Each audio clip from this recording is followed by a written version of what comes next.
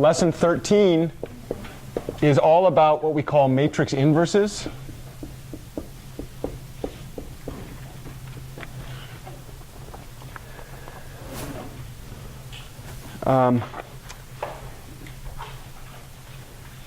This is related to the concept when we had the non-singular linear systems problem. We had this idea that we had a matrix A, and we had a vector x, and then we had a right-hand side vector b, and this was n by 1, and this is n by n, and this is n by 1. And in this problem, we said that this thing was going to be something called non-singular. Do you remember the way that we talked about non-singularity up through this point?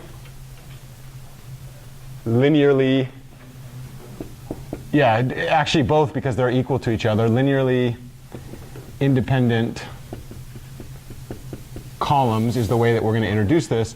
It just so happens, though, if you read the lesson 14 handout, that double-sided, there's actually 24 different ways to think about non-singularity.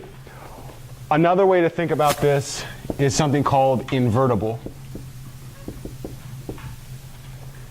And I want to do a quick warm-up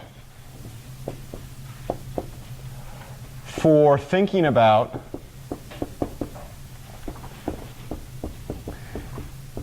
invertible matrices in the quote-unquote easiest case. And it's not easy, because there's a lot going on here. You know what the first matrix that we ever studied was? The first size of a matrix that we studied?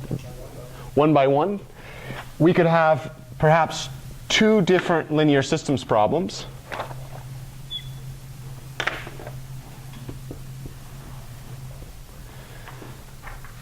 We'll call that a non-singular linear systems problem.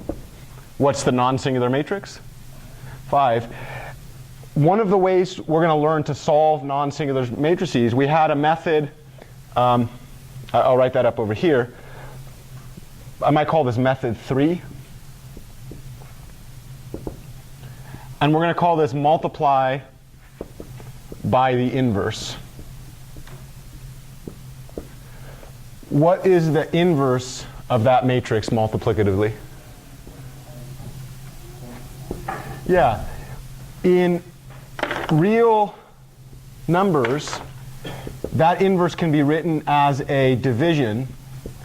I'm going to recommend that we get in the habit for this sample as just writing this as the inverse. There's no such thing as matrix division.